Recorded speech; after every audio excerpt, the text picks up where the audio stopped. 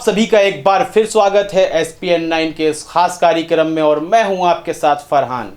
कोई महामारी हो, किसी तरह का डिजास्टर आया हो, आपदा आई हो दुनिया भर के किसी भी देश में, तो वह एक राहत बजट बनाते हैं, एक आवंटन निकालते हैं, एक राहत राशि निकाली जाती है। जो उस बाढ़ से प्रभावित हुए होते हैं, किसी भूकंप से प्रभावित हुए होते हैं या किसी प्रकार की भी आपदा आई होती है, तो आपदा से प्रभावित होने वाले लोगों के लिए यह राशि सरकार का देना कर्तव्य होता है। कोई एहसान नहीं होता है, ना ही ये कोई कर्ज होता है। यह हर सरकार का कर्तव्य होता है और हर देश इसको बखूबी निभाने की कोशिश भी करता है। मौजूदा समय में चाहे वह अरब देश हो, खाड़ी देश हो, या फिर अमेरिका हो, ब्रिटेन हो, जर्मनी हो, ऑस्ट्रेलिया हो, वह सभी लोग अपने बेरोजगारों के लिए और कोरोना से प्रभावित हुए हैं जो लोग, उनके लिए एक राशि निकाल रहे हैं।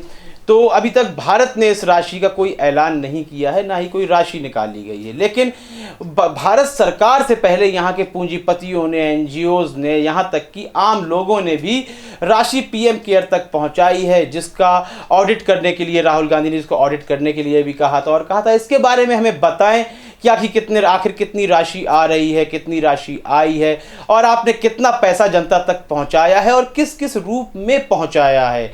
यह लगातार सवाल किए जा रहे हैं, लेकिन इसका कोई भी जवाब अब तक नहीं आया है सरकार की तरफ से। तो हम यहाँ पर बात कर रहे हैं कि जो हमारी वित्त मंत्री है निर्मला सीतारमण, जो कह रही थी कि ऑटोमोबाइल्स की बिक्री में इसलिए कमी आ गई है कि लोग ओला और उबर से सफ़र करने लगे हैं।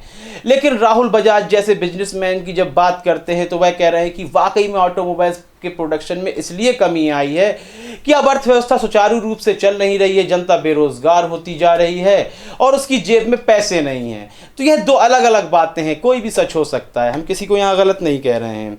तो अब निर्मला सीतारमण सभी बैंकों के सीएमडी और सीईओ से मुलाकात करेंगी और वह मुलाकात इसलिए करेंगी कि आखिर इस राशि का आवंटन कैसे किया जाए। इसी सप्ताह पर में मुलाकात करेंगी। 1.5 महीने से ऊपर लॉकडाउन के हो चुके हैं, अब तक कोई राशि बांटी नहीं गई है। अब आने वाले समय का भी हमें इंतज़ार करना होगा इस हफ्ते की मुलाकात करके आखिर कब तक इसका ऐलान किया जाएगा कि कितनी राशि बांटी जा रही है और किस रूप में बांटी जा रही है।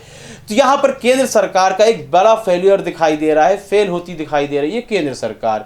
वहीं पर आप देखेंगे कि पश्चिम बंगाल में जगदीप धनखड़, जो कि वहाँ के राज्यपाल हैं, वह सीएबी, एनआरसी के दौरान भी, सीए के दौरान भी लगातार ममता बनर्जी सरकार को ब्लैकमेल करने की कोशिश कर रहे थे।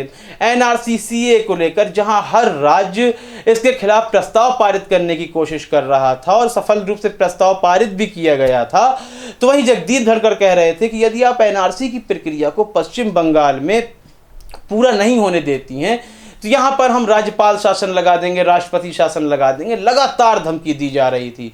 फिर अब ट्वीट के माध्यम से जगदीप धनखड़ सामने आए हैं और हमें लगता था कि शायद वे प्रधानमंत्री नरेंद्र मोदी से कोई गुजारिश करेंगे कि अब आप अपने केयर फंड से पैसे निकालिए और जनता के लिए जो राहत राशि की घोषणा करनी है कीजिए।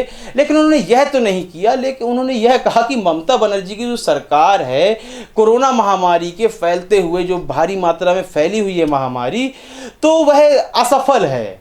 वह ज़रूरत की जो वस्तुएं हैं लोगों तक पहुंचा नहीं पा रही हैं। जिस प्रकार के कदम उठाए जाने चाहिए वह उन कदमों को उठा नहीं पा रही हैं ममता बनर्जी। ये जगदीप धनखड़ का कहना है।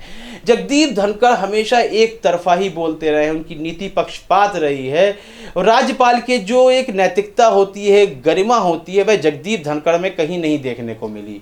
और यही बात मैं महाराष्ट्र के राज्यपाल भगत सिंह कोश्यारी के बारे में भी कहूँगा कि उनके अंदर भी राज्यपाल वाले गुण देखने को नहीं मिले, बल्कि एक चाटुकार नेता होता है जो अपनी सत्ता के शीर्ष नेताओं के कहने पर ही, जैसे राजा का सिपाही होता है कि जितना फरमान आया है, जितना आदेश आया है, हमें उतने ही कदम आगे बढ़ाने हैं। तो इन दोनों राज्यपाल के संबंध में मैं यही शब्द रखना चाहूँगा कि ये राजा के सिपाही हैं।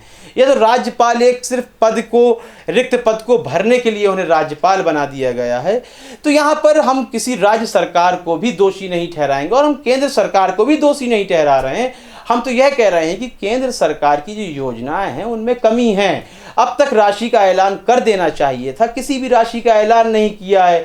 ऊपर से दूसरे राज्यों की सरकारों पर अब ममता बनर्जी यदि संपूर्ण तरीके से कोई कार्य नहीं कर पा रही हैं तो क्या जगदीप धनखड़ को बिहार के हाल नहीं दिख रहे हैं कि जहां नीतीश कुमार और भारतीय जनता पार्टी की गठबंधन सरकार चल रही है और वहां रोज कोरोना के मामले बढ़ रहे हैं, और यहां तक कि नीतीश कुमार ने तो यह भी कह दिया था कि प्रवासी मजदूर हैं, जो बिहार के मजदूर हैं, दूर दराज इलाकों में, राज्यों में बसे हुए हैं, वह आना चाहते हैं, तो कह रहे थे कि उन्हें मत भेजिए यहाँ पर, क्योंकि हमारे पास तो इतना पैसा ही नहीं है कि हम उन्हें क्वारंटाइन कर सकें या हम उन्हें पैसे बांट सकें, राशन की व्यवस्था कर सकें। तो जगदीप धनखड़ को कम से कम इन शब्दों पर भी नीतीश कुमार के ध्यान देना चाहिए था। चलिए, आप राज्यपाल हैं, आप अपने राज्य की बहुत देखना चाहते हैं कि आखिर किस कंडीशन में पहुंच गया है, किन हालातों में पहुंच गया है, बहुत चिंता करते हैं आप अपने राज्य की, तो अन्य राज्यों को भी देखिए। यहाँ देश की बात हो रही है, आप एक अलग सरकार को निशाना मत बनाइए जिसको गिराने के लिए आप लगातार प्रयास कर रहे हैं। यह बात किसी से भी छुपी हुई नहीं है।